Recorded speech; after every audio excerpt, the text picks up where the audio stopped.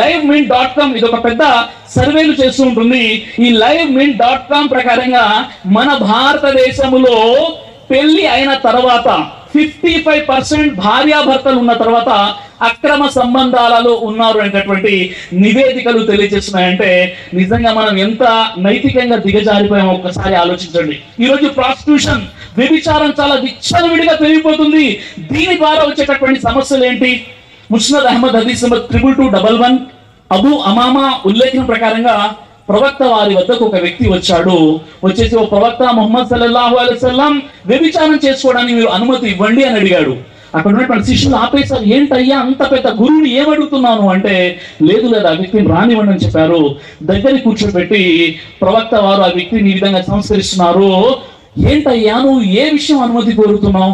నువ్వు ఎవరితోనైతే వ్యభిచారం చెయ్యాలని కోరుకుంటున్నావో ఆమె ఒకరికి తల్లి, ఒకరికి చెల్లి, ఒకరికి కూతురు కదా.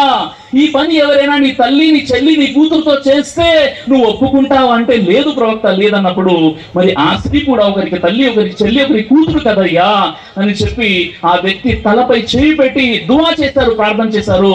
ఓ అల్లా, ఇతని పాపాన్ని క్షమించు, ఇతని మనసుని పవిత్రం చెయ్యి, ఇతని మర్మంగాన్ని తప్పుతో పట్టకుండా కాపాడని మహాప్రవక్త ముహమ్మద్ సల్లల్లాహు అలైహి వసల్లం వారు దువా కూడా చేయడం జరిగింది. కాబట్టి ఈరోజు సొసైటీ ఏదైతే ఉందో, ఈరోజు మన సమాజం ఏదైతే ఉందో, ఈ సమాజంలో ఉన్నటువంటి చెడులను రూపుమాపేటటువంటి బాధ్యత ఒక దైవ విధేయుడుగా మనందరిపై కూడా ఆధారపడి ఉంది. చూడండి, ఈరోజు డ్రగ్ కల్చర్ అనేది, మాదక ద్రవ్యాల విష సంస్కృతి అనేది చాప కింద నీరులా ఈరోజు ప్రవహిస్తుంది. మనం చూస్తున్నాం. డ్రగ్ అడిక్షన్ ఏంటండి? డ్రగ్సా, మాదక ద్రవ్యాల? మేము సినిమాలో చూసామండి. సినిమాలో చూపించడం జరుగుతుంది, హీరోలు మరియు సెలబ్రిటీల యొక్క వ్యసనం కదా, వారు మాత్రమే మాదక ద్రవ్యాలలో మునిగిపోయి ఉన్నారు, వారి యొక్క వ్యసనం కదా, వారి యొక్క సమస్య కదండి మీరు ప్రశ్నించవచ్చు. కానీ వాస్తవం ఏంటంటే మాదక ద్రవ్యాలు, డ్రగ్స్ ఎడిక్షన్ అనేది సాధారణ ప్రజలు మరియు యువత, ఏ యువత మన సమాజానికి వెన్నెముకైనటువంటి ఏ యూత్ అయితే ఉందో ఆ యూత్ ఈ రోజు మాదక ద్రవ్యాలకు బానిసలైపోయినటువంటి వైనం ఈ రోజు మనం ప్రసార మాధ్యమాల ద్వారా చూస్తున్నాం మరియు వింటున్నాం.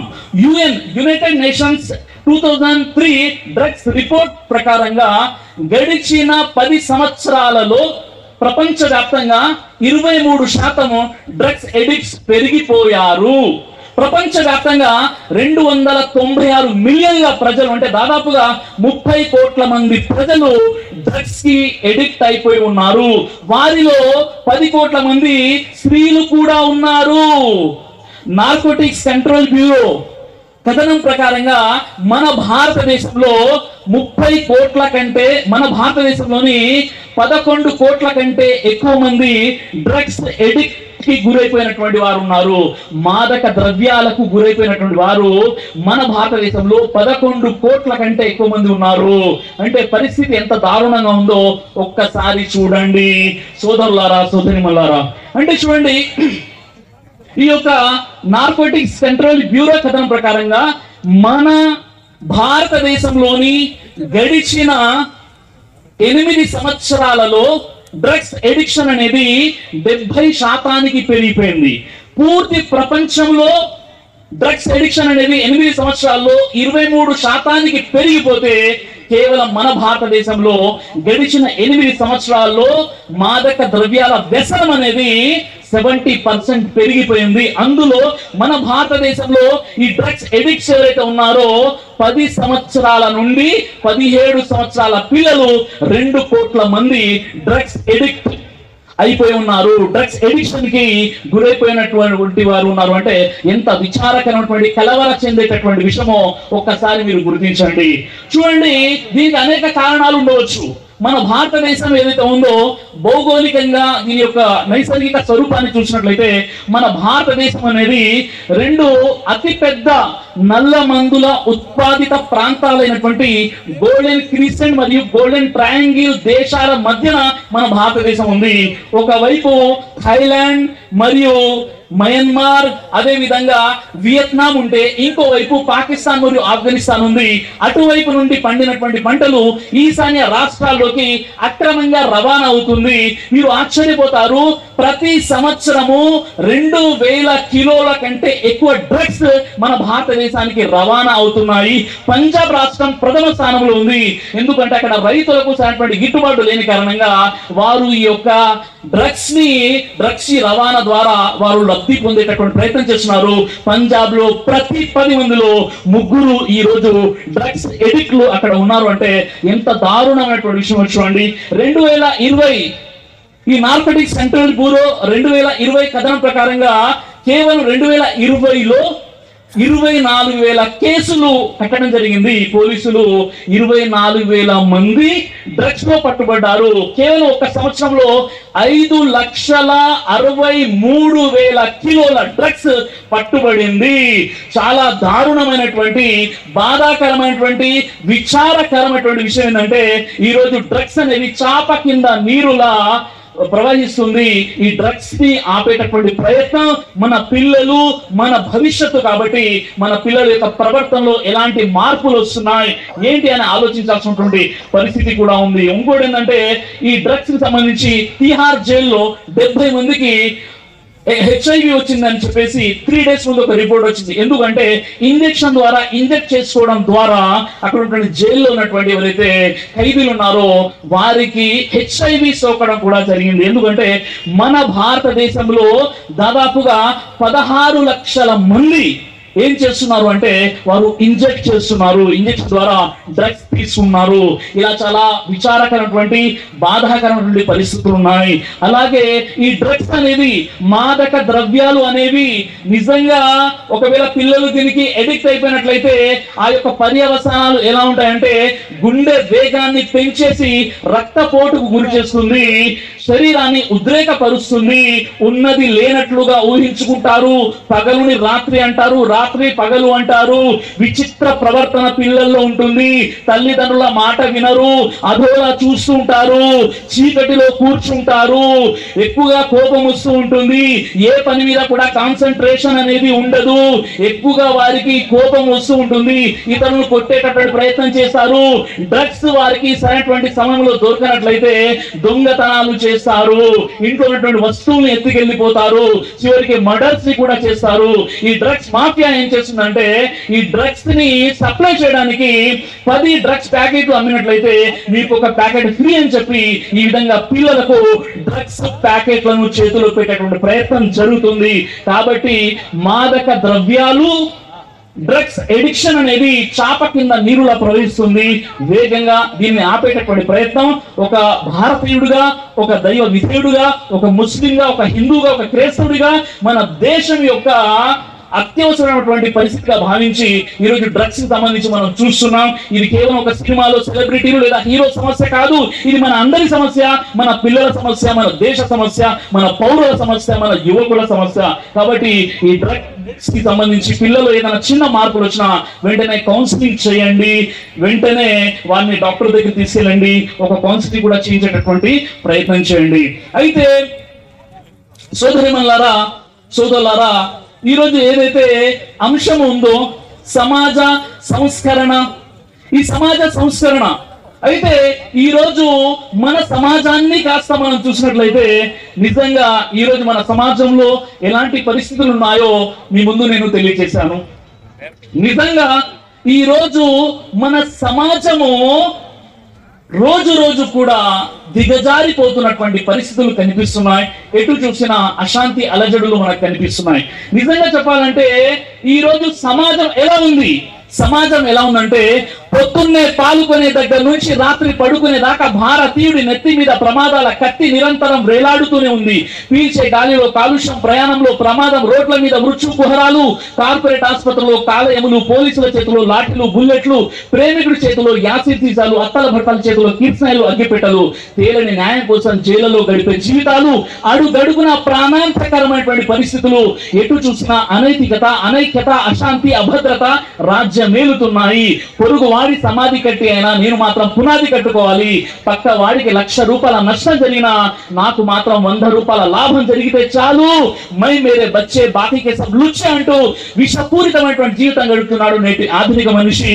ఉదయం నిద్రలేవగానే నాకేదో కావాలి, నేనేదో అయిపోవాలి అనే తలంపుతో మానవత్వాన్ని మరిచి మనిషిని మనిషే హింసించే క్రూర మృగంగా మారుతున్నాడు.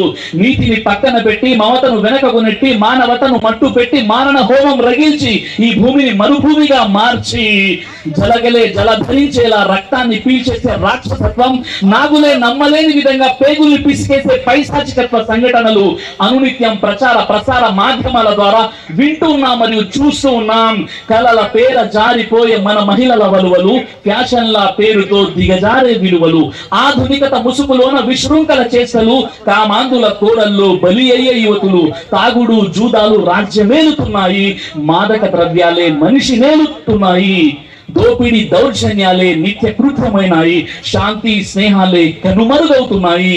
ఇది మన దేశ పరిస్థితి. కాబట్టి ఇలాంటి తరుణంలో మన బాధ్యత, మన రెస్పాన్సిబిలిటీ ఏంటి అంటే, ఒక దైవ విధేయుడుగా కేవలం 5 పూటలు నమాజ్ చదువుకుంటాను అంటే సరిపోదు. ప్రవక్త ముహమ్మద్ సల్లల్లాహు అలైహి వసల్లం వారు తెలియజేశారు, ముస్లిం అంటే ఎవరు? ముస్లిం అంటే చాలా వరకు క్యాస్ట్ అనుకున్నారు.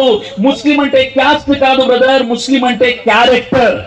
దైవ విధేయుడు, ఒబీడియంట్ టు గాడ్, దైవం చెప్పిన విధంగా జీవితం గడిపేవాడు. ముస్లిం అంటే ఒకసారి వాగ్దానం చేసి ఆ వాగ్దానాన్ని కట్టుబడి ఉంటాడు. ముస్లిం అంటే కల్తీ వ్యాపారం చేయడు. ముస్లిం అంటే హరాం పనులు చేయడు. ముస్లిం అంటే ఈర్ష అసూయ ద్వేషాలను కలిగి ఉండడు. ముస్లిం అంటే స్నేహం కోసం ప్రాణం ఇచ్చేవాడు. ముస్లిం అంటే ఇచ్చిన మాట కోసం నిలబెట్టడానికి తన సమస్తాన్ని ధారపోసేవాడు. ఎందుకంటే ప్రవక్త మహనీయ ముహమ్మద్ సల్లల్లాహు అలైహి వసల్లం వారు ఇదే విషయాలు కదా మనకు నేర్పించారు, ఇవే పద్ధతులు కదా. కానీ ఈ రోజు ముస్లింలు ఎందుకు బదనామైపోయి ఉన్నారు, ముస్లింలపై నిందలు ఆరోపణలు ఎందుకున్నాయంటే, నిజంగా అలా కొంతమంది చేసినటువంటి తప్పు ఈరోజు పూర్తి సమాజంపై ఆపాదిస్తున్నారు. ఉదాహరణకి ఈరోజు మనం సోషల్ మీడియా అనేది ఎలాంటి ఆయుధం అయిపోయిందంటే, సోషల్ మీడియా ద్వారా ఈరోజు అనేక వదంతులు, విష ప్రచారాలు జరుగుతున్నాయి. నిజంగా చెప్పాలంటే ఎప్పుడైతే కరోనా వ్యాపించిందో భారతదేశంలో, అప్పుడు ముస్లింలపై నింద మోపే ప్రయత్నం చేశారు. నిజంగా ముస్లింలు వాస్తవం ఏంటి, అవాస్తవం ఏంటి? అవాస్తవం ఏంటంటే కరోనాని ముస్లింలు వ్యాపింపజేశారు అని ఒక వదంతు వ్యాపింపజేశారు. వాస్తవం ఏంటంటే కరోనాతో చనిపోయిన వారిని దిక్కుముఖం లేకుండా అనాథ శవాలుగా ఎవరైతే వదిలేశారో అలాంటి వారికి అంతిమ యాత్రలు, అంతిమ దహన సంస్కారాలు చేశారు ముస్లింలు. ఇది వాస్తవం. మనం చూసాం చాలా వరకు మీడియాలో. ఎందుకంటే అసలు క్వారంటైన్ అనేటటువంటి సిస్టమ్ ఏదైతే ఉందో, ఇబ్నే సీనా 980లో ఇరాక్ లో పెట్టాడు. అదే సీనాని లాటిన్ మరియు పాశ్చాత్య దేశాలని పిలుస్తారు. ఇబ్నే సీనా అనేటటువంటి ముస్లిం సైంటిస్ట్, క్వారంటైన్ ప్రక్రియ పితామహుడు, మొట్టమొదటిగా ఈ యొక్క మైక్రో ఆర్గానిజం పై పరిశోధన చేసి సూక్ష్మ జీవుల నుండి వైరస్ ఒక ప్రాణి నుండి ఇంకో ప్రాణికి ఎలా ప్రాకుతుంది, ఎలా స్ప్రెడ్ అవుతుంది, దీన్ని ఈ గొలుసు కట్టు వ్యవహారాన్ని కట్ చేయడానికి క్వారంటైన్ అనేటటువంటి ప్రక్రియని మొట్టమొదటిగా 980లో ఇబ్నే సీనా అనేటటువంటి ఒక ముస్లిం సైంటిస్ట్ పెట్టాడు. అలాంటి ముస్లింలపై ఈ రోజు నిందలు ఎందుకు వస్తున్నాయంటే, ఎవరో ఒకరు చేసినటువంటి తప్పుకి ఈ రోజు ముస్లింని హైలైట్ చేస్తున్నారు. వాస్తవం ఏంటి? ఈ రోజు మనం చూస్తున్నాం కదా, ఇస్లాం అంటే తీవ్రవాదం, అతివాదం, ఆటంకవాదం, హింసావాదం, క్రూరులు, మృగాలు అని ఈ విధంగా రకరకాలుగా ప్రచారం చేస్తున్నారు. నిజంగా ఇస్లాం అంటే ఏంటండి? సలాం మరియు సిల్మ్ అనే 2 పదాల నుండి ఇస్లాం అనేటటువంటి పదం ఏర్పడింది. సలాం అంటే శాంతి, సిల్మ్ అంటే సమర్పణ. ఇస్లాం అంటుంది ఖురాన్ లో సూరా మాయిదా నంబర్ 5 ఆయత 32లో, మన్ ఖతల నఫ్సన్ బిగైరి నఫ్సిన్ ఔ ఫసాదిన్ ఫిల్ అరది ఫకఅన్నమా ఖతల అన్నాస జమియా. ఒక వ్యక్తిని చంపినవాడు సమస్త మానవాళిని చంపిన దాంతో సమానం. ఒక వ్యక్తి ప్రాణాన్ని కాపాడిన వాడు విశ్వ మానవుల ప్రాణాలను కాపాడిన దాంతో సమానం అని ఇస్లాం అంటుంది. ఇస్లాం దృష్టిలో ఒక వ్యక్తి ప్రాణం ప్రపంచ మానవుల ప్రాణాలతో సమానం ఇస్లాం అంటుంది. ప్రవక్త ముహమ్మద్ సల్లల్లాహు అలైహి వసల్లం వారు తెలియజేశారు, రేపు తీర్పు దినం రోజు మొట్టమొదటిగా జరిగే సవాల్ ఏంటంటే రక్త పరిహారం గురించి, మర్డర్ గురించి. నువ్వు ఎందుకు చంపావు, ఎందుకు మర్డర్ చేశావని నరకంలో వేయడం జరుగుతుంది. అట్టడుగు భాగాన హంతకుడు కాలుతూ ఉంటాడని చెప్పడం జరిగింది. కాబట్టి ఇస్లాంలో హత్య అనేది గునాయే కబీరా. కాబట్టి చాలా అపోహలు ఉన్నాయి. అయితే కొన్ని రియాలిటీస్ ని చెప్పేటటువంటి ప్రయత్నం నేను చేస్తున్నాను. అయితే సోదరులారా, ఈరోజు ముస్లిం యువత ఎవరైతే ఉన్నారో, ముస్లిం నౌజవాన్ హోమ్ ఎవరైతే ఉన్నారో, నిజంగా ఈరోజు ముస్లిం సమాజం ఎలా ఉందంటే, ఈరోజు ముస్లిం సమాజానికి ఒక దశ దిశ, ఒక లీడర్, ఒక రెహబర్ లేకుండా పోయాడు. ముస్లింల పరిస్థితులు ఎలా ఉన్నాయి? ముస్లింల పరిస్థితులు ప్రస్తుతం ఎలా ఉన్నాయి అంటే, 2005 సంవత్సరంలో మన్మోహన్ సింగ్ గారు ప్రధానమంత్రిగా ఉన్నప్పుడు ఒక కమిటీని ఏర్పాటు చేశారు. రాజేందర్ సచార్ కమిటీ అంటారు. 2005లో ఏడుగురిని నియుక్తులు చేశారు. అందులో ఢిల్లీ హైకోర్టు మాజీ ప్రధాన న్యాయమూర్తి రాజేందర్ సచార్, ఆయన పేరు మీద రాజేందర్ సచార్ కమిటీ అని ఏర్పాటు చేయడం జరిగింది 2005లో. అంటే భారతదేశంలో ముస్లింల పరిస్థితులు ఎలా ఉన్నాయి, ఆ పరిస్థితులపై ఒక నివేదికను తయారు చేయమని 7 నియమించారు. అందులో రాజేందర్ సచార్ ఎవరైతే ఉన్నారో, ఆయన ఢిల్లీ హైకోర్టు మాజీ ప్రధాన న్యాయమూర్తి, ఆయన అధ్యక్షుడుగా వ్యవహరించారు. కాబట్టి సచార్ కమిటీ, రాజేందర్ సచార్ ఆయన పూర్తి పేరు సచార్ కమిటీ అని చూసాం. భారతదేశంలో ముస్లింల పరిస్థితి ఎలా ఉందో అధ్యయనం చేసి 2006లో 403 పేజీల ఒక రిపోర్ట్ ని సబ్మిట్ చేయడం జరిగింది. అందులో ఉన్న విషయం ఏంటి? మీరు ఆశ్చర్యపోతారు, చాలా బాధ అనిపిస్తుంది నాకైతే. భారతదేశ ముస్లింల పరిస్థితి షెడ్యూల్ కులాల కంటే, షెడ్యూల్ తెగల కంటే కూడా అధ్వానంగా ఉంది ముస్లింల పరిస్థితి అని సచార్ కమిటీ రిపోర్ట్ లో ఉన్నటువంటి విషయం. ద హిందుస్థాన్ టైమ్స్ మార్చ్ 2, 2021 కథనం ప్రకారంగా Muslims have been the most educationally backward group in India.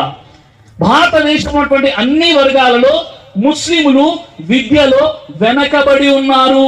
The Times of India August 13, 2020 కథనం ప్రకారంగా భారతదేశ ముస్లింలు ఎస్సీ మరియు ఎస్టీల కంటే కూడా విద్యలో, ఎడ్యుకేషన్ లో వెనకబడి ఉన్నారు. ఇది పరిస్థితి. బీబీసీ రిపోర్ట్ ఇచ్చింది. బీబీసీ రిపోర్ట్ 2019 ప్రకారంగా భారతదేశం ముస్లింలు పిల్లలు ఎవరైతే ఉన్నారో, 6 సంవత్సరాల నుండి 14 సంవత్సరాల వయసు ఉన్నటువంటి ముస్లిం పిల్లలు ఎవరైతే ఉన్నారో, 25% ముస్లిం పిల్లలు స్కూలు ముఖం కూడా చూడలేదు, స్కూలు మెట్లు కూడా ఎక్కడం లేదు అని చెప్పడం జరిగింది. ఏ హోమ్ లో అయితే ఎడ్యుకేషన్ ఇంపార్టెంట్ ఉందో, విద్యకు పెద్ద పీఠం వేయడం జరిగిందో, అలాంటి హోమ్, అలాంటి జాతి, అలాంటి ముస్లిం పిల్లలు 25% ముస్లిం పిల్లలు స్కూల్ కూడా వెళ్ళట్లేదు, స్కూల్ ముఖం కూడా చూడట్లేదు అంటే ఇక మన జాతి ఎంత పతనానికి గురైపోతుందో ఒక్కసారి గుర్తు పెట్టుకోండి సోదరులారా. మన భారతదేశంలో 2011 సెన్సస్ ప్రకారంగా మా క్రైస్తవ సోదరులు 1.7% ఉన్నారు. 1.7% ఉన్నటువంటి క్రైస్తవ సోదరులు ఎక్కడైతే ఉంటారో అక్కడ మంచి మంచి హాస్పిటల్స్ ఉన్నాయి, మంచి మంచి స్కూల్స్ ఉన్నాయి, మిషనరీ స్కూల్స్ ఉన్నాయి, కాన్వెంట్ స్కూల్స్ ఉన్నాయి, మంచి మంచి ఇన్ఫ్రాస్ట్రక్చర్ ఉంది. ఎవరండి? క్రైస్తవులు 2011లో 1.7%. వారిని నేను అభినందిస్తున్నాను, నా క్రైస్తవ సోదరుల్ని నేను అభినందిస్తున్నాను. వారిని చూసైనా ముస్లిం సమాజం బుద్ధి తెచ్చుకోవాలని కూడా నేను మనవి చేసుకున్నాను. ఎందుకంటే క్రైస్తవులు ఎక్కడైతే ఉన్నారో ఎడ్యుకేషన్ లో ముందంజలో ఉన్నారు. ముస్లింల పరిస్థితి ఏంటి? As per government record 14.2%. Actual గా చెప్పాలంటే 20% ముస్లింలు మన భారతదేశంలో ఉన్నారు. కానీ ముస్లింల పరిస్థితి ఎంత అధ్వానంగా ఉంది, ఎంత దారుణంగా ఉంది అంటే ఒక చిన్న కంపారిజన్ చేసి చెప్పే ప్రయత్నం చేస్తాను. అదేంటంటే మన భారతదేశంలో ఉన్నటువంటి క్రైస్తవులు మరియు ముస్లింలకు ఉన్నటువంటి వ్యత్యాసం ఏంటంటే, క్రైస్తవులలో 90% లిటరసీ రేట్ ఉంటే 90% క్రైస్తవులలో అక్షరాస్యత ఉంటే, ముస్లింలలో కేవలం 50% మాత్రమే అక్షరాస్యత ఉంది.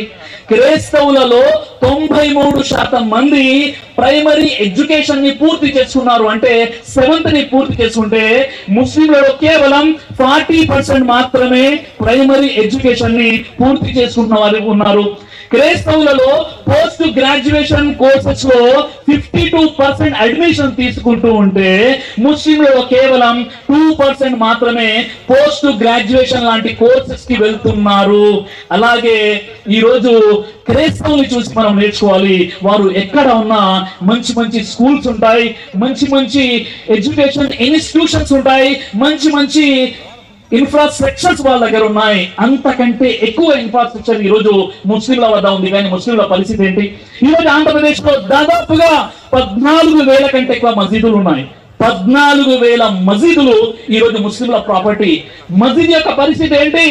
నేను హైదరాబాద్ నుండి వస్తున్నాను, కదిరి వెళ్తున్నాను ప్రోగ్రామ్ లో, 2:30కి జోహర్ నమాజ్ చదువుకోవాలి, 10 మసీదులు తిరగాల్సిన పరిస్థితి ఏర్పడింది. ఎందుకంటే 1:30కి నమాజ్ అయిపోతే 2 o'clock క్లోజ్ అయిపోయింది. అంత పెద్ద ఇన్ఫ్రాస్ట్రక్చర్ లో కేవలం నమాజ్ కోసమా? ప్రవక్త ముహమ్మద్ సల్లల్లాహు అలైహి వసల్లం వారి కాలంలో మసీద్ ఎప్పుడు స్థాపించబడింది మీకు ఐడియా ఉందా? 653లో. ఎందుకంటే ప్రవక్త ముహమ్మద్ సల్లల్లాహు అలైహి వసల్లం వారు క్రీస్తు శకం 632లో ఈ ప్రపంచాన్ని వెళ్ళిపోయారు. 653లో మదీనాలో ఒక మంచి ఎడ్యుకేషన్, అరబీ తాలీంతో పాటు దీని తాలీం, ఆనాటి సైన్స్, ఆనాటి గణిత శాస్త్రాన్ని బోధించేవారు, ఆల్జీబ్రా గురించి బోధించేవారు. ఈ విధంగా మదీనాలో బాలురు మరియు బాలికల కోసం పాఠశాలలు ఉండేవి. అదేవిధంగా 1114లో ఎప్పుడైతే స్పెయిన్ యొక్క రాజధాని కార్డోబా ఉందో అక్కడ 800 స్కూల్స్ ఉండేవి, ముస్లిమ్స్ రన్ చేసేవారు. అలాంటి హోమ్, అలాంటి జాతి ఏమైపోయింది? ఈ రోజు మన ఆంధ్రప్రదేశ్ లో ఉన్నటువంటి 14,000 కంటే ఎక్కువ ఉన్నటువంటి మసీదుల్లో మనం ఏం చేస్తున్నాం? కేవలం నమాజ్. ఇమాం గారు మా దగ్గర 2 ఫుల్ టైం ఉన్నారు. 2 ఫుల్ టైం ఎవరండి? ఒకరు ఇమాం, రెండోది ముఅజ్జిన్. ఇమాం గారు నమాజ్ చదివిస్తారు, ముఅజ్జిన్ గారు అజాన్ ఇస్తారు, తర్వాత మసీద్కి లాకేసి వెళ్ళిపోతారు. అదే మసీదులో ఒక మంచి కాలేజ్ ఆఫ్ ఎక్సలెన్స్ గా మన మసీదుని మనం తీర్చిదిద్దవచ్చు. ఒక కాంపిటేటివ్ ఎగ్జామ్స్ కోసం అక్కడ పిల్లలకి ప్రిపేర్ చేయించవచ్చు. తర్వాత అక్కడ మంచి మంచి కోర్సెస్ యొక్క ట్రైనింగ్ మనం ఇప్పించవచ్చు మన పిల్లలకు. కానీ మసీద్ యొక్క కాన్సెప్ట్ అలా లేదు.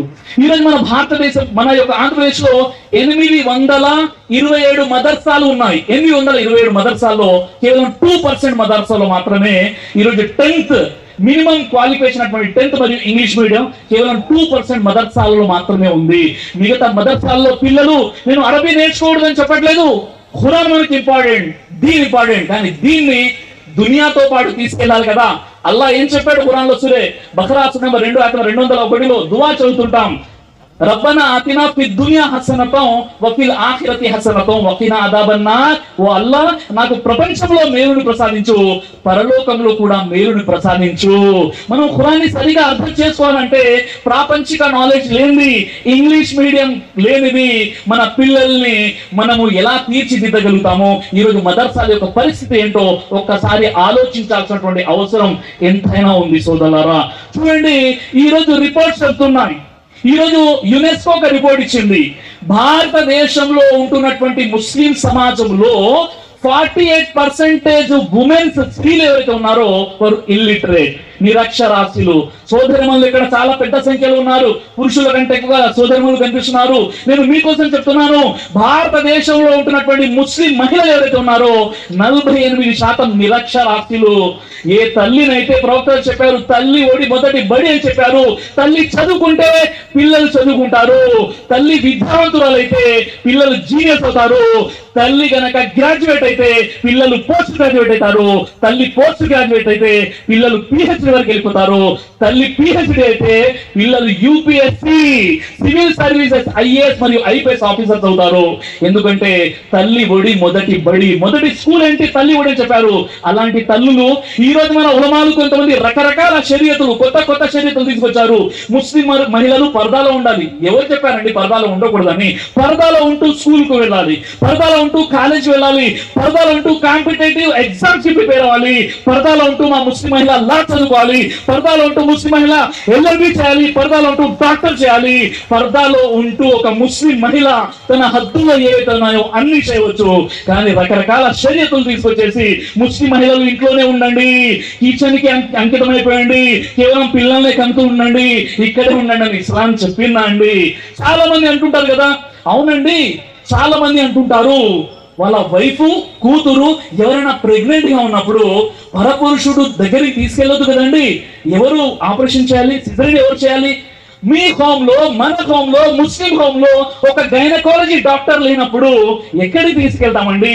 చెప్పడం చాలా ఈజీ, కానీ ప్రాక్టికల్ గా నీకు బుద్ధి ఉందా, తెలివి ఉందా? ముస్లిం మహిళల్లో గైనకాలజీ డాక్టర్లు లేనప్పుడు ఎక్కడికి తీసుకెళ్తారండి? చాలా మంది అంటుంటారు, లేదండి మనకు స్కూల్స్ ఉండాలి అన్నప్పుడు మన హోమ్లో బిఎడ్ చేసిన వారు లేనప్పుడు, చదువుకున్న వారు లేనప్పుడు స్కూల్స్ ఎలా వస్తాయని నేను అడుగుతున్నాను. కాబట్టి మన యొక్క భవిష్యత్తుని తీర్చిదిద్దుకోవాలంటే ఈరోజు మన భారతదేశంలో ముస్లింలు రెండో స్థానంలో ఉన్నారు. దాదాపు చెప్పాలంటే 20% ముస్లిమ్స్ ఇక్కడ ఉన్నారు. ముస్లింల మాట ఎవరు వినరు.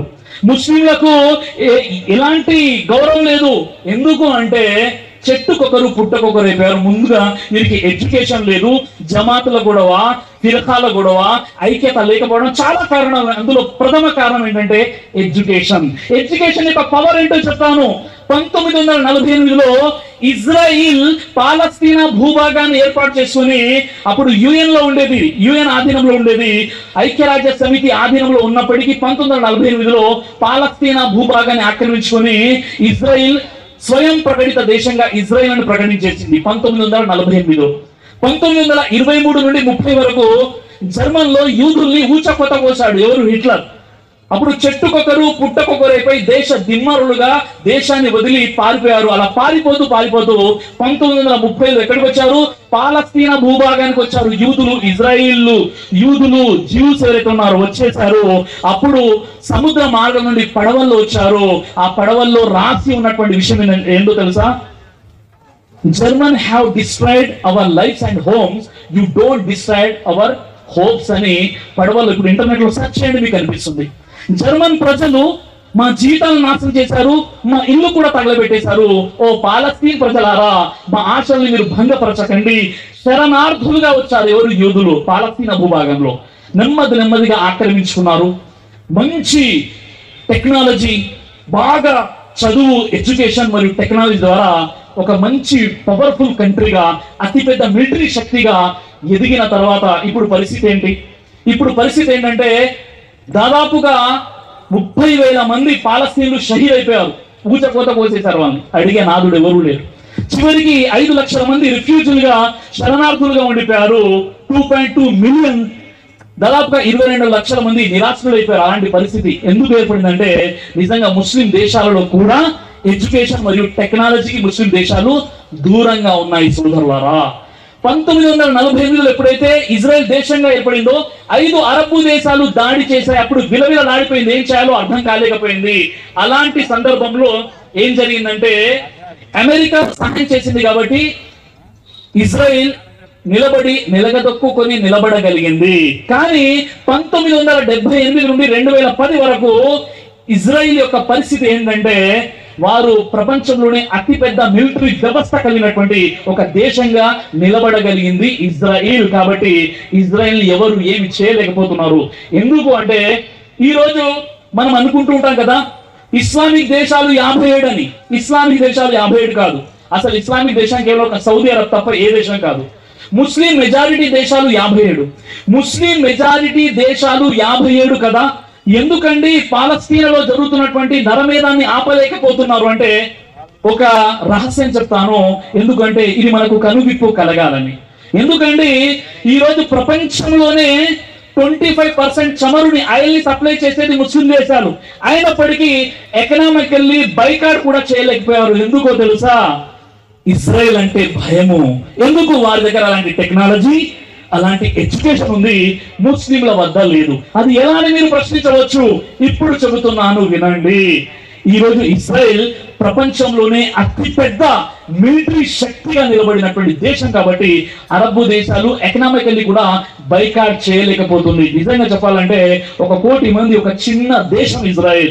అయినప్పటికీ కూడా ఎవరు చెప్పినా వినేటటువంటి ప్రసక్తి లేదు. ఈరోజు ముస్లింలు ఎవరు ప్రొటెస్ట్ చేయట్లేదు. ఈ రోజు పాశ్చాత్య దేశాల్లో ఎంతో మంది బయటకు వచ్చేసి ఆ యుద్ధాన్ని ఆపండి, ఆ నరమేధాన్ని ఆపండి అని చెప్పినా ఇజ్రాయెల్ వినే పరిస్థితి ప్రసక్తే లేదు. ఎందుకంటే అలాంటి శక్తి, అలాంటి పవర్ ఈరోజు ఇజ్రాయెల్ దగ్గర ఉంది, ముస్లింల వద్ద లేదు. అది ఎలా అనొచ్చు మీరు? 57 ముస్లిం దేశాలలో ఎన్ని యూనివర్సిటీస్ ఉన్నాయంటే 500 నుండి 600 యూనివర్సిటీస్ ఉన్నాయి. 57 దేశాలు కలిపి. సిగ్గుపోతుంది. కేవలం ఒక అమెరికాలో 5,800 యూనివర్సిటీస్ కేవలం ఒక అమెరికాలో ఉంటే 57 ముస్లిం దేశాల కలిపి కేవలం 500 యూనివర్సిటీస్ ఉన్నాయి. మన భారతదేశంలో 8,400 యూనివర్సిటీస్ ఉన్నాయి. 57 ముస్లిం దేశాల్లో 500 యూనివర్సిటీస్ ఉన్నాయి. మన పూర్తి ప్రపంచంలో టాప్ 100 యూనివర్సిటీస్ యొక్క లిస్ట్ తీస్తే అందులో ఒక్క యూనివర్సిటీ కూడా ముస్లిం యూనివర్సిటీ లేదు. పూర్తి ప్రపంచంలో టాప్ 50 యూనివర్సిటీస్ యొక్క టాప్ 10 స్టూడెంట్స్ యొక్క లిస్ట్ తీస్తే అందులో టాప్ 6 మరియు టాప్ 5 లో యూదులే ఉన్నారు తప్ప ఒక్క ముస్లిం కూడా మీకు అక్కడ కనిపించడు. ఇది దారుణమైనటువంటి పరిస్థితి. ఇంకో విషయం ఏంటంటే ఈ రోజు ఎడ్యుకేషన్ పై వారి యొక్క ఫోకస్ ఎలా ఉంది అంటే, ఒక్క అమెరికా తన వార్షిక బడ్జెట్ లో అమెరికా $1.3 ట్రిలియన్ ఖర్చు పెడుతుంది ఎడ్యుకేషన్ పై. ఎవరు? అమెరికా. ఒక్క అమెరికా ప్రతి సంవత్సరం $1.3 ట్రిలియన్ ఖర్చు పెడుతుంటే 5 దేశాలు ఏదైతే ముస్లిం పెద్ద మెజారిటీ దేశాలని చెప్తారో ఆ 5 దేశాలు ఏ దేశాలండి? ఒకటి సౌదీ అరేబియా, తర్వాత యుఏఈ, ఖతార్, పాకిస్తాన్, ఈజిప్ట్. ఈ 5 దేశాలు కలిపి ఎంత ఖర్చు పెడుతున్నాయో తెలుసా ఎడ్యుకేషన్ పై? చాలా బాధ అనిపిస్తుంది. ఈ 5 దేశాలు కలిపి $200 బిలియన్ ప్రతి సంవత్సరం ఖర్చు పెడుతుంటే కేవలం ఒక అమెరికా $1.3 ట్రిలియన్ ఖర్చు పెడుతుంది. అలాగే ఒక అమెరికా ప్రతి సంవత్సరం రీసెర్చ్ అండ్ డెవలప్మెంట్ పై $405 బిలియన్ ఖర్చు పెడుతుంటే 57 ముస్లిం దేశాలు కలిపి $23 బిలియన్ ఖర్చు పెడుతున్నాయి. ఎంత సిగ్గుతో తలదించుకునే విషయం. అలాగే చైనాతో పోల్చుకున్నట్లయితే ఆ చైనా ప్రతి సంవత్సరం కూడా ఎడ్యుకేషన్ పై $563.4 బిలియన్ ఖర్చు పెడుతుంటే ఈ 5 దేశాలు కలిపి $140 బిలియన్ ఖర్చు పెడుతున్నాయి. ఈ విధంగా ఈ రోజు ఈ ముస్లిం దేశాలు కేవలం 4% research, science and research literature ఇవ్వగలుగుతున్నాయి. మీరు చూసినట్లయితే అరబుల్లో ప్రతి ముగ్గురులో ఒకడు అన్ఎడ్యుకేటెడ్. అరబుల్లో ప్రతి ముగ్గురులో ఒక వ్యక్తి చదువుకున్నవాడు కాదు. పూర్తి 57 ముస్లిం దేశాలు ప్రతి సంవత్సరం 300 బుక్స్ ని ట్రాన్స్లేట్ చేస్తుంటే కేవలం ఒక గ్రీస్ సంవత్సరానికి 1500 బుక్స్ ని ట్రాన్స్లేట్ చేస్తుంది. స్పెయిన్ 10,000 బుక్స్ ని ట్రాన్స్లేట్ చేస్తుంది. ఈ రోజు ఒక యూరోపియన్ అతని యొక్క జీవితంలో అతడు 10 బుక్స్ ని చదివితే ముస్లిం కేవలం ఒక బుక్ మాత్రమే చదువుతున్నాడు. ఏ హోమ్ అండి! ఏ ఖురా! ఈ రోజు ఖురాన్ గ్రంథాన్ని మీరు చూడండి. ఖురాన్ లో 30 కాండాలు, 114 అధ్యాయాలు, 6,236 ఆయతులు, 86,430 పదాలు, 3,23,760 అక్షరాలు ఉన్నటువంటి ఖురాన్ గ్రంథంలో మొట్టమొదటి ఆయత ఏంటో తెలుసా? ఎవరైనా చెప్పండి, మొట్టమొదటి ఆయత ఏంటండి? ఏ ఖురా! పఠించు, చదువు అని ఆయతలు అవతరించాయి. ఏం చదవాలో తెలియదు. అది ప్రాపంచిక విద్య కావచ్చు, పరలోక విద్య కావచ్చు. చదువుకు అంత పెద్ద పీఠం వేసినటువంటి ఇస్లాం ధర్మంలో ఈ రోజు చదువుకున్న వారు లేకపోవడం, చదువుకు దూరంగా ఉండిపోవడం, ముస్లిం మహిళలను విద్య లేకుండా నిర్బంధించేయడం, ముస్లిం పురుషులు 10th ఇంటర్మీడియట్ తర్వాత ఉత్తరభాగం చికెన్ సెంటర్ లో లేదా పకోడీలు అమ్ముకోవడానికి పెట్టడం తప్ప ఈరోజు ముస్లింలు ఏం చేస్తున్నారు?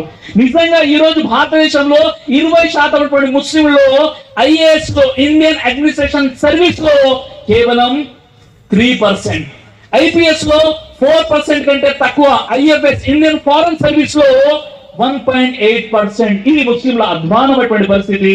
నిజంగా ఈ రోజు ముస్లింల యొక్క పరిస్థితి ఎలా ఉందంటే, ఏదైనా ఒక పెద్ద సమస్య వచ్చినా దాని యొక్క టెక్నికల్ గా బోధించడానికి ఒక మంచి జడ్జి కూడా లేకపోవడం. ఈ రోజు మనం చూస్తున్నాం కదా, సుప్రీంకోర్టు ఈ రోజు సర్వోన్నత న్యాయస్థానంలో 33 ప్రధాన న్యాయమూర్తులు, ఒకటి చీఫ్ జస్టిస్ ఆఫ్ ఇండియా ఎవరైతే ఉన్నారో అందులో ఒక ముస్లిం కూడా మీకు కనిపించడు. ఎందుకంటే మన దగ్గర కాన్సెప్ట్ లేనప్పుడు అడ్వకేట్లు ఎలా వస్తారు, జడ్జిలు ఎలా వస్తారు, చదువుకున్న వారు ఎలా వస్తారు, డాక్టర్లు ఎలా వస్తారు? అందుకే ఈ రోజు పరిస్థితి ఎలా ఉందంటే, మటన్ కొట్టు మస్తాన్ ముస్లిం, పంచస పర్వేజ్ ముస్లిం, కిల్లు కట్టు Subhani Muslim, biryani centre Abdullah Muslim, mandi house Sultan బై ముస్లిం, మోజ్ మండి మోజన్ బై కూడా ముస్లిం. ఈ విధంగా చిన్న చిన్న ఫుట్పాత్ లో రాత్రి 2 గంటలకు 3 గంటలకి మీ టైర్ పంచర్ అయితే మేము సైతం దేశం కోసమని ముస్లింలు టైర్ పంచర్ వేసుకున్నారు తప్ప మేము సైతం దేశం కోసమని ఇండియన్ ఆర్మీలో ఉండడానికి, పెద్ద పెద్ద సర్వీస్ లో ఉండడానికి ఏమైపోయింది మన హోమ్? చిన్న చిన్న పనులు ఈ రోజు ముస్లింలు కనిపిస్తారు. టైర్ పంచర్ షాపులు ఎన్నున్నాయి, చికెన్ సెంటర్లు ఎన్నున్నాయి. ఈ రోజు ఫుట్పాత్ పై కూరగాయలు అమ్ముకునేటువంటి బిజినెస్ ఎవరి ఉన్నాయండి? ఫుట్పాత్ పై ఎవరు చేస్తున్నారు? ఈ రోజు ముస్లింలు ఆర్థికంగా కూడా ఎంత వెనకబడి ఉన్నారు అంటే, ద ఇండియన్ ఎక్స్ప్రెస్ యొక్క కథనం ప్రకారంగా భారతదేశంలో ఉన్నటువంటి ముస్లింలు ఎవరైతే ఉన్నారో వారు హిందువుల కంటే, క్రైస్తవుల కంటే, సిక్కుల కంటే, జైనుల కంటే, బౌద్ధుల కంటే ఆర్థికంగా బలహీనంగా ఉన్నారు. ఎవరైతే ముస్లింలో కోటీశ్వరులుగా పరిగణించబడతారో వారు హిందువులు ఓబీసీ దృష్టిలో పేదవారు అని ఆర్టికల్స్ ఉన్నాయండి. నిజంగా చెప్పాలంటే ఈరోజు బాంబే స్టాక్ ఎక్స్చేంజ్ ఉంది. నేషనల్ స్టాక్ ఎక్స్చేంజ్ లో భారతదేశానికి సంబంధించినటువంటి 500 కంపెనీలలో 1% రిప్రజెంటేషన్ కూడా ముస్లింల లేదు. ఇది అద్భుతమైనటువంటి పరిస్థితి. ముస్లింల వద్ద భూములు లేవు, ముస్లింల వద్ద ఇల్లు లేవు. ముస్లింల కాలనీలు ఎక్కడ ఉంటాయి? స్లమ్ ఏరియాలో ఉంటాయి. ముస్లింల ఇల్లులు ఎలా ఉంటాయి? స్లమ్ ఏరియాస్ లో ఉంటాయి. దాన్నే కోరుకుంటున్నారు, అక్కడ ఉండడమే ఇష్టపడుతున్నారు. కాబట్టి సోదరులారా, ప్రతి దానికి సొల్యూషన్ ఏంటంటే మన పిల్లల్ని మంచిగా మనం చదివించాలి. మన యొక్క మదర్సాలు, మన యొక్క మసీదులు ఏవైతే ఉన్నాయో ఈ మసీదులని, ఈ యొక్క మదర్సాలని మంచి ఈ యొక్క అద్భుతమైనటువంటి ఒక విద్యా కేంద్రాలుగా తీర్చిదిద్దాల్సినటువంటి అవసరం ఎంతైనా మనపై ఆధారపడి ఉంది. కాబట్టి ఇప్పుడు కూడా ఏదో చేయి జారిపోయినటువంటి సందర్భం ఏమీ లేదు. ఇప్పుడు కూడా మనం అనుకుంటే, ఇన్షాల్లా సంకల్పం చేసుకుంటే, నా సోదరిమణులు ఎవరైతే ఉన్నారో, మీరు మౌలానా చెప్పారు, గురుగారు చెప్పారు అన్న విషయాన్ని పక్కన పెట్టేసేయండి. మీరు ఒక పూట తక్కువ తినండి, మీ పిల్లల్ని మంచి ఎడ్యుకేషన్ ఇప్పించండి, మంచి స్కూల్లో చదివించండి. ఎందుకంటే ఈరోజు ఓల్డ్ సిటీలో ఉన్నటువంటి రిపోర్ట్స్ ఏంటో తెలుసా? చిన్న వయసులో పెళ్లిళ్ళు చేసేసి ఆ తర్వాత పాపం ఆ అమ్మాయి 2-3 పిల్లలకి కన్నా తర్వాత భర్త వదిలేయడం లేదా భర్త చనిపోయడం, అలాంటి పరిస్థితులు ఏర్పడినప్పుడు ముందే పెళ్లి చేసేటప్పుడు తల్లిదండ్రులు 5-6 లక్షలు ఖర్చు పెట్టి మెత్తి ఇంట్రెస్ట్ పెళ్లి ఆ హరాం పద్ధతిలో డబ్బులు తీసుకొచ్చి పెళ్లి చేశారు. ఆ తర్వాత ఆ యొక్క అమ్మాయి భర్త దగ్గరికి వెళ్ళిపోయింది, అత్తగారి దగ్గరికి వెళ్ళిపోయింది. తర్వాత భర్త చనిపోయాడు, తలాఖీ చేశాడు, ఏదో ఒక సమస్య ఏర్పడింది. తర్వాత ఈ కూతురు ఎక్కడికి వస్తుంది? ఈ కూతురు మళ్ళీ తన వృద్ధ తల్లిదండ్రుల దగ్గరికి వస్తుంది. ఆ వృద్ధ తల్లిదండ్రులు అప్పటికే ఎలా ఉన్నారంటే, నీకోసం పెళ్లి చేశారు కదమ్మా, 5 లక్షల రూపాయలు అప్పు తీసుకొచ్చేసారు, ఆ అప్పు కట్టడమే పాపం వారికి సరిపోవట్లేదు. అప్పటికే వారికి డయాబెటీస్ ఉంది, బీపీ ఉంది, ఇలా అనారోగ్య సమస్యలు ఉన్నాయి. వారికి ఇంటి అద్దె చెల్లించడమే కష్టంగా ఉన్నప్పుడు నువ్వు 2-3 పిల్లలను తీసుకొని నీ తల్లిదండ్రులకు దగ్గరికి వచ్చినప్పుడు ఆ తల్లిదండ్రులు నిన్ను ఎలా పోషిస్తారు? ఎందుకంటే నువ్వు 10th చదువుకున్నావు కదా, నువ్వు డ్రాప్ అవుట్ కదా, నువ్వు 7th 10th చదువుకునే పెళ్లి చేసేసుకున్నావు. తర్వాత నీకు ఈ సమస్య ఏర్పడింది, నీ భర్త నిన్ను వదిలేస్తే నీ తల్లిదండ్రుల దగ్గర నువ్వు వచ్చినప్పుడు నీ పరిస్థితి ఎలా ఉంది అంటే, నీ పరిస్థితి చివరికి ఏమైపోతుందంటే సూసైడ్ చేసుకోవడం, చెడు పద్ధతిలోకి వెళ్ళిపోవడం, ఇలా చాలా రిపోర్ట్స్ ఉన్నాయి. కొన్ని రిపోర్ట్స్ ఈ వేదికగా నాకు చెప్పడం కూడా సిగ్గుగా ఉంది. కాబట్టి ఒకే ఒక విషయం చెప్తున్నాను, మీరు చదువుకున్నట్లయితే రేపు మీ కాళ్ళ మీద నిలబడవచ్చు. మీకు ఏదైనా సమస్య వచ్చినప్పుడు, మీ భర్తతో ఏదైనా ప్రాబ్లం వచ్చినప్పుడు, మీరు ఒక బిఎడ్ చేసినట్లయితే ఒక టీచర్ గా 20-25,000 మీకు శాలరీ వస్తుంది. మీరు ఒక మంచిగా చదువుకున్నట్లయితే ఏదో ఒక పని చేయొచ్చు, కనీసం ఇంట్లో కూర్చొని ట్యూషన్ అయినా చెప్పవచ్చు. మరి అలాంటి ఎడ్యుకేషన్ తల్లిదండ్రులు ఇప్పిస్తున్నారా? మహాప్రవక్త ముహమ్మద్ సల్లల్లాహు అలైహి వసల్లం తెలియజేశారు, స్త్రీ చదువుకుంటే సమాజం బాగుపడుతుంది, స్త్రీని చదివించండి అని చెప్పారు ప్రవక్త ముహమ్మద్ సల్లల్లాహు అలైహి వసల్లం వారు. కానీ ఈ రోజు సౌదీ అరబ్ దేశాలకు, ఇతర గల్ఫ్ కంట్రీస్ కి వెళ్ళే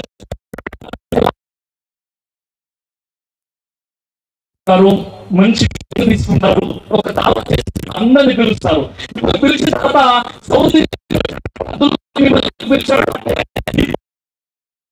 మా ఇల్లు ఇలా ఉందండి, ఇంత పెద్ద ఏసీ పెట్టుకున్నాము, మా కర్టన్స్ చూడండి, మా అంగం చూడండి, మా బెడ్రూమ్ చూడండి, ఇంటీరియర్ డెకరేషన్ చూడండి అని ఈ విధంగా ఆ విధంగా డబ్బుల్ని ఖర్చు పెడుతున్నారే తప్ప మా హోమ్ కోసం మేము ఒక మంచి ఎడ్యుకేషన్ సెంటర్స్ పెడతాము. ఈ రోజు ముస్లింలలో 2.5% జకాత్ డబ్బులు తీసేవారు ఉన్నారు. ఈ 2.5% జకాత్ ని, అందులో కేవలం ఒక 10% జకాత్ ని గనక సరిగ్గా కాన్సన్ట్రేషన్ చేసినట్లయితే ఈ రోజు ముస్లిమ్స్ లో చాలా అద్భుతమైనటువంటి ఒక ఎడ్యుకేషన్ ఇన్స్టిట్యూషన్ ని మనం నిర్మించవచ్చు, స్కూల్స్ నిర్మించవచ్చు, మంచి తాలీం మరియు తరబియత్ వారికి ఇవ్వవచ్చు. నిజంగా మన హోమ్ లో, మన జాతిలో ఎవరైతే మంచి చదువుకున్నటువంటి పిల్లలు ఉన్నారో వారికి స్కాలర్షిప్స్ ఇవ్వవచ్చు. మంచి మంచి ఉన్నత శిఖరాన్ని అధిరోహించడానికి వారి దగ్గర డబ్బులు లేవు, ఆగిపోతున్నారు. వారిని మంచిగా తీర్చిదిద్దాలంటే మనం ఈ పనులు చేయాలి కదా. కాబట్టి నా హోమ్ కి, ముస్లిం సమాజానికి ఈ విషయాలు తెలియజేస్తున్నాను. అయితే చివరిగా ఈరోజు ముస్లింలో నిజమైనటువంటి ఐక్యమత్యం కూడా లేని కారణంగా ఈరోజు చాలా సమస్యలు ఉన్నాయి. ఐక్యమత్యం యూనిటీ గురించి కూడా నా బయాన్ రీసెంట్లీ జరిగింది, యూట్యూబ్ లో అప్లోడ్ కానుంది, తప్పనిసరిగా మీరు చూడండి. అయితే సోదరులారా, మన హక్కుల్ని మనం కోరుకోవాలి, మన హక్కుల్ని మనం కాపాడుకోవాలి, మన హక్కుల్ని మనం సాధించుకోవాలంటే మొట్టమొదటిగా ఆ సమస్య ఏంటో మనకు తెలియాలి. ఆ సమస్య తెలియాలంటే మనం చదువుకోవాలి, మనకు దిమాగ్ అనేది ఉండాలి. ఎందుకంటే దైవం మనల్ని మనిషిగా సృష్టించాడు. నేను ముందే నా ప్రసంగంలో చెప్పాను, మనిషిగా పుట్టినందుకు నేను దైవానికి కృతజ్ఞతలు చెల్లించుకున్నాను. ఎందుకు అంటే ఈ భూమండలంపై దాదాపుగా 87 లక్షల జీవరాశులు ఉన్నాయి. అందులో జలచరాలు, ఉభయచరాలు, వాయుచరాలు, క్షీరదాలు, వీటన్నిటిలో కూడా ఉత్కృష్టమైనటువంటి జీవి ఎవరు అంటే మనిషి, మానవుడు. మనిషి యొక్క మెదడు అనేది 200 బిలియన్ల న్యూరాన్లుగా పిలువబడేటటువంటి కణాలు మనిషి యొక్క మెదడులో ఉన్నాయి. ఈ పూర్తి భూమిని దాదాపుగా 3 సార్లు చుట్టి రావచ్చు. దయచేసి బాబు హలో కూర్చోండి, అక్కడ భోజనాలు పెట్టకండి బాబు, ఇప్పుడు ఒక 15-20 మినిట్స్ లో అయిపోతుంది. దయచేసి కూర్చోండి, అక్కడ భోజనాల సెషన్ పెట్టకండి. అక్కడ వాలంటీర్స్ అక్కడ ఆపండి. ఒక 20 మినిట్స్ లో ప్రోగ్రామ్ ఫినిష్ అవుతుంది, ఆ తర్వాతే భోజనాలు. అటువైపు ఎవరు వెళ్ళకూడదు. చూడండి, హోమ్ కి అక్కడ నుండి అదే చెప్తున్నాను నేను, ఆ హోమ్ చెప్తున్నాను. ఇప్పుడు పెళ్లి ఏమైపోతుంది, కొన్ని విషయాలు నేను చెప్పను, కాబట్టి జాగ్రత్తగా. ఇప్పుడు తర్వాత భోజనాలు చేద్దాం, నేను కూడా చేస్తాను, నేను ఒక్కరిని తినేను అది మొత్తం కూడా. కాబట్టి జాగ్రత్తగా, సిరాంపై మొత్తం తినేస్తానన్న దాంట్లో ఉండకండి మీరు. కాబట్టి అల్లాహ్ సుబ్హానహు వ తఆలా మనల్ని ఏదైతే పుట్టించాడో చాలా అద్భుతమైనటువంటి దిమాగ్, మెదడుని అల్లాహ్ సుబ్హానహు వ తఆలా మనకు ప్రసాదించాడు. నిజంగా మనం మెలకుగా ఉన్నప్పుడు 10 to 15 వాట్స్ అంటే 10 నుండి 15 వాట్స్ జనరేట్ చేసేంతటువంటి ఆ కరెంట్ సప్లై చేసేటటువంటి ఒక ప్రక్రియని అల్లాహ్ సుబ్హానహు వ తఆలా మన మెదడులో పెట్టాడు. ప్రతి మనిషికి 2.5 PB అంటే పేటాబైట్స్ అంటే 2,50,00,000 జీబీల మెమొరీని ఒక మనిషి తన మెదడులో నిక్షిప్తం చేసుకోగలుగుతాడు. ఆ విధంగా ఉన్నతంగా దైవం పుట్టించాడు. కాబట్టి మనం కూడా ఉన్నతంగా ఆలోచించాలి. అయితే సోదరులారా, ఇప్పుడు ఎటు చూసినా ఎలక్షన్స్ యొక్క మూమెంట్ మనకు కనిపిస్తుంది. నిజంగా మన దేశాన్ని, మన రాష్ట్రాన్ని, మన రాష్ట్ర దేశ స్థితిగతుల్ని మార్చడానికి ఈరోజు ఓటు అనేది ఒక ఆయుధము. నిజంగా చెప్పాలంటే ప్రజాస్వామ్యంలో ఓటే ఆయుధము. ఓటు ద్వారా మనం మన యొక్క దేశ స్థితిగతుల్ని, మన సామాజిక పరిస్థితిని కూడా మనం మార్చవచ్చు. అయితే ముస్లిం సమాజంలో చాలా మంది 18 సంవత్సరాలు నిండిన తర్వాత వారు ఓటు రిజిస్టర్ చేసుకోకపోవడం, నా ఒక్క ఓటుతో ఏం జరుగుతుంది అనేటటువంటి అపోహలు చాలా మందిలో ఉన్నాయి. కాబట్టి ఇలాంటి అపోహల నుండి బయటికి రావాల్సినటువంటి అవసరం ఉంది. జనవరి 25న జాతీయ ఓటర్ల దినోత్సవంగా ప్రకటించడం జరుగుతుంది. ఎందుకంటే భారతదేశంలో నివసిస్తున్నటువంటి వారు కుల, మత, వర్గ, వర్ణ, భాష భేదం లేకుండా ఆర్టికల్ 326 ప్రకారంగా మనకు ఓటు కల్పించేటటువంటి, ఒక ఓటు వేసేటటువంటి ఒక హక్కుని మన భారత రాజ్యాంగం అనేది మనకు కల్పించింది. అయితే సోదరులారా, నిజంగా ఈరోజు ఓటు అంటే చాలా నిర్లక్ష్యం మనం వహిస్తున్నాం. ఆస్ట్రేలియాలో 18 సంవత్సరాలు నిండగానే ఓటుని రిజిస్టర్ చేసుకోవాలి, ఫెడరల్ ఎలక్షన్ లో పాల్గొని ఓటు వేయాలి. లేదంటే $20 ని ఫైన్ గా వేస్తారు. కట్టకుంటే $180 ఫైన్ గా వేసి క్రిమినల్ ఛార్జ్ షీట్ కూడా పెడతారు. అదే విధంగా బెల్జియంలో మీరు చూసినట్లయితే 4 సంవత్సరాలు ఓటు వేయనట్లయితే 10 సంవత్సరాలు ఓటు హక్కుని పూర్తిగా వారు రద్దు చేసేసి కోర్టులో ప్రవేశపెడతారు. ఆ తర్వాత క్రిమినల్ ఛార్జ్ పెట్టడం జరుగుతుంది. అర్జెంటీనాలో ఓటు వేయనట్లయితే ప్రభుత్వ పథకాలు కట్ అయిపోతాయి. పేరు దేశంలో ఓటు వేయనట్లయితే డ్రైవింగ్ లైసెన్స్ ని రద్దు చేయడం జరుగుతుంది. ఈజిప్ట్ లో ఓటు వేయనట్లయితే జైల్లో పెడతారు. కాబట్టి మన భారతదేశంలో ఓటు అంటే చాలా నిర్లక్ష్యం ఉంది. నేను నా ముస్లిం సోదరులతో, సోదరులతో కోరుకున్నాను, మీరు మీ పిల్లలు అయితే 18 సంవత్సరాలు నిండినటువంటి పిల్లలు ఎవరైతే ఉన్నారో నిజంగా మీరు ఈ దేశ పౌరులను ఎప్పుడు పరిగణించబడతారంటే ఓటు హక్కుతో. కాబట్టి ఓటుని ఉందా లేదా చెక్ చేసుకోవాలి. కొత్తగా 18 సంవత్సరాలు నిండిన వారు ఓటుని రిజిస్టర్ చేసుకోవాలి. పోలింగ్ రోజున లైన్ లో నిలబడి ఓటు వేసే ప్రయత్నం చేయాలి. ఎందుకంటే మీరు 5 నిమిషాలు నిలబడి ఓటు వేస్తున్నారంటే 5 సంవత్సరాల వరకు మీరు రాష్ట్రాన్ని ఒక లైన్ లో పెడుతున్నారన్న విషయం ఎప్పుడు కూడా మర్చిపోకూడదు. కాబట్టి ఓటు హక్కుని మనం వినియోగించుకోవాలి. చాలా మంది ఒక ఆలోచన వస్తుంది, నా ఒక్క ఓటుతో ఏం ఒరిగిపోతుంది సార్, నేను ఒక్క వ్యక్తిని బయటకు వచ్చేసి ఓటు వేస్తే ఎవరైనా సీఎం అవుతారా? ఎవరైనా ఎమ్మెల్యే అవుతారా? నా ఒక్క ఓటుతో ఒరిగేది ఏముంది అనే ఆలోచన మీకు రావచ్చు. చెప్తాను, అవును. మీ ఒక్క ఓటుతోనే ఒక వ్యక్తి ముఖ్యమంత్రి అవుతాడు. మీ ఒక్క ఓటుతోనే ఒక వ్యక్తి ఎమ్మెల్యే మరియు ఎంపీ అవుతారు. ఎలా సార్? కర్ణాటక 2004 అసెంబ్లీ ఎన్నికలు జరుగుతున్నాయి. అక్కడ ఆర్ ధ్రువనారాయణ్ అనేటటువంటి కాంగ్రెస్ అభ్యర్థి కేవలం ఒకే ఒక ఓటుతో ఒక వ్యక్తి ఆర్ ధ్రువనారాయణ్ అనేటటువంటి వ్యక్తి జనతాదళ్ చెందినటువంటి ఆర్ ధ్రువనారాయణ్ ఆయన ఒకే ఒక ఓటుతో ఓడిపోయాడు. ఏఆర్ కృష్ణమూర్తి అనేటటువంటి అభ్యర్థి ఒకే ఒక ఓటుతో గెలిచాడు. కాబట్టి ఒక్క ఓటు యొక్క ఇంపార్టెన్స్ ఏంటో తెలుసుకోండి. 2008లో రాజస్థాన్ ఎన్నికల్లో కర్ణాటక కాంగ్రెస్ చీఫ్ అయినటువంటి సిపి జోషి గారు ఆయన గెలిస్తే ఆయనే ముఖ్యమంత్రి అవుతారు అనుకున్నట్టుగానే కాంగ్రెస్ పార్టీ గెలిచింది. కానీ సిపి జోషి ఒక్క ఓటు తేడాతో ఓడిపోయాడు కాబట్టి ఆయన సీఎం కాలేకపోయాడు. ఆయన ఆపోజిషన్ ఉన్నటువంటి వ్యక్తి కళ్యాణ్ సింగ్ చౌహాన్ ఒక్క ఓటుతో గెలవడం జరిగింది. కాబట్టి ఒక్క ఓటుకు ఉన్నటువంటి పవర్ గురించి తెలుసుకోండి. అంతెందుకు 1929లో ఎప్పుడైతే జర్మన్ లో ఎలక్షన్ జరిగాయో 5 అక్కడ నిలబడ్డారు. అందులో ఒక్క ఓటు ఎక్కువ రావడంతో హిట్లర్ గెలిచాడు. తర్వాత రెండో ప్రపంచ యుద్ధం వచ్చేసి దేశాన్ని పూర్తిగా నాశనం చేశాడు. ఒక్క ఓటుకున్నటువంటి పవర్ సోదరులారా. అలాగే ఆండ్రూ జేమ్స్ అనేటటువంటి వ్యక్తి అమెరికాలో 19వ ప్రెసిడెంట్ గా అయినటువంటి వ్యక్తి. ఆ వ్యక్తి ఒక్క ఓటుతోనే గెలిచాడు. ఇలా చెప్పుకుంటూ పోతే ఒక్క ఓటుకున్నటువంటి పవర్ చాలా గొప్ప పవర్. కాబట్టి ఒక్క ఓటుని ఎట్టి పరిస్థితుల్లో కూడా మనం నిర్లక్ష్యం చేయకూడదు. ఓటు వేయాలి, అడుగులు ముందుకు వేయాలి. మంచి అభ్యర్థులను ఎన్నుకోనట్లయితే నిజంగా మనమే నష్టపోతాము. అయితే సోదరులారా, ఈరోజు మనం సత్తెనపల్లిలో ఒక అద్భుతమైనటువంటి కార్యక్రమాన్ని ఏర్పాటు చేసుకున్నాము. ఈ రోజు మన కార్యక్రమానికి ఎప్పుడైతే సత్తెనపల్లిలో మేము ప్రోగ్రాం పెడదాం సార్, ప్రోగ్రాం పెడుతున్నామని ఇక్కడ లోకల్లో వ్యక్తులు, ముస్లిం వ్యక్తులని మేము సంప్రదించినప్పుడు అక్కడ ఎమ్మెల్యే గారితో మాట్లాడించారు. Minister, irrigation department minister Ambati Rambabu గారు ఫోన్ లో మాట్లాడారు. ముందుగా నాకు చెప్పిన విషయం ఏంటంటే, బ్రదర్ సిరాజ్ గారు, నేను మీకు మంచి అభిమానినండి, మీకు నేను మంచి అభిమానం, తప్పనిసరిగా కూడా మీరు ఇక్కడికి రండి, ప్రోగ్రాం పెట్టండి, ముస్లిం సమాజాన్ని ఎడ్యుకేట్ చేయండి, మీరు రండి, ఏం కావాలో చెప్పండి, ప్రోగ్రాం కావాలంటే మేము అరేంజ్ చేస్తామని కూడా మాకు ఒక భరోసా కల్పించారు అంబాటి రాంబాబు గారు.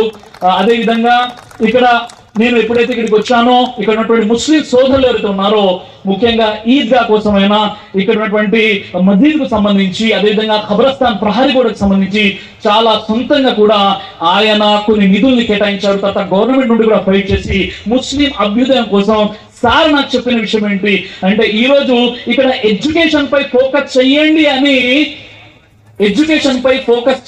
అని ఎందుకు ఇక్కడ ఎడ్యుకేషన్ పై ఒక సెమినార్ పెట్టడం జరిగింది. నా టాపిక్ లో ఒక పెద్ద భాగం ముస్లిముల విద్య, ముస్లింల ఎడ్యుకేషన్ పై ఎందుకు మాట్లాడుతున్నామంటే, నిజంగా సార్ చెప్పారు ముస్లింలో ఎడ్యుకేషన్ రావాలి, ఇంకా ముందుకు వెళ్ళాలి.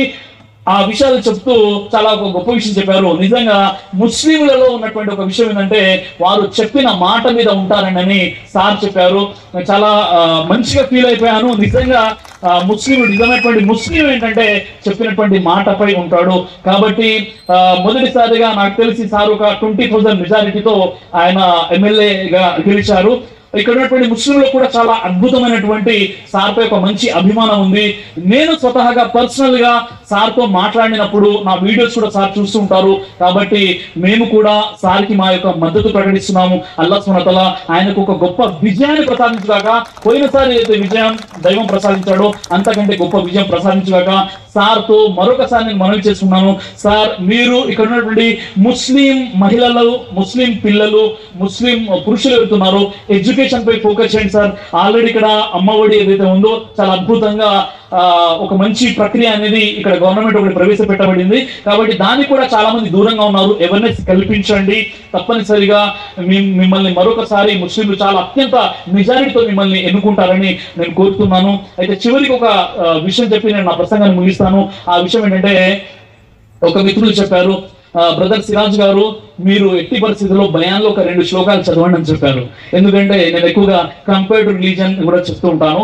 కాబట్టి ఆ 2 శ్లోకాలు దానికి సంబంధించినటువంటి తర్జుమా చెప్పి నేను ఆ ప్రసంగాన్ని ముగిస్తాను. భగవద్గీత 13వ అధ్యాయం 14వ శ్లోకంలో అద్వైషా సర్వభూతానాం మైత్రిః కరుణ ఏవ చ నిర్మమో నిరహంకారః సమదుఃఖ సుఖః క్షమీ.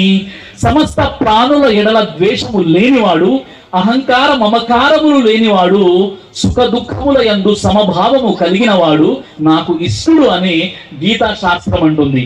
నిజమైనటువంటి హిందూ కావాలంటే సమస్త మానవుల్ని ప్రేమించాలని గీతా శాస్త్రం అంటుంది. విద్యా వినయ సంపన్నే బ్రాహ్మణే గవిహస్తిని శుని చైవాశ్వపాకే చ పండితాః సమదర్శినః. విద్యా వినయము కలిగి ఉన్న బ్రాహ్మణునందును, గోవునందును, ఏనుగునందును, కుక్కనందును, కుక్క మాంసం వండుకొని తిని చండాలుని అందును సమదృష్టి గలవాడే జ్ఞాని అని గీతా శాస్త్రం అంటుంది. నిజంగా ఈరోజు శాస్త్రాల సరైనటువంటి పరిజ్ఞానము మన వద్ద లేదు. యథా యథా హి ధర్మస్య గ్లానిర్భవతి భారత అభ్యుత్థానమధర్మస్య తదాత్మానాం సృజామ్యహం పరిత్రాణాయ సాధూనాం వినాశాయ చతుష్కృతాం ధర్మ సంస్థాపనార్థాయ సంభవామి యుగే యుగే. సాధు సజ్జనులను సంరక్షించుట కొరకు, దుర్మార్గులను వినాశమనర్చుట కొరకు ప్రతి యుగములో అవతార పురుషులు అవతరిస్తూ ఉంటారు. వారిని నబీ, రసూల్, ప్రవక్తలు అని అంటారు. ఆ ప్రవక్తలైతే ఇక రారు. ఆ ప్రవక్తల యొక్క అనుయాయులుగా మన బాధ్యత సమాజం ఉన్నటువంటి చెడులను రూపుమాపాలి. చివరికి నేను ఆ అల్లాతో, సృష్టికర్తటువంటి దైవంతో దువా చేస్తున్నాను. ఓ అల్లా, నా ఈ దేశాన్ని మతోన్మాదము నుండి, మారణ హోమము నుండి, మానవత్వం మరిచిన మృగాల నుండి, నరరూప రాక్షసు నుండి నా ఈ దేశాన్ని కాపాడు. ఆమీన్ యా రబ్బుల్ ఆలమీన్. జై హింద్.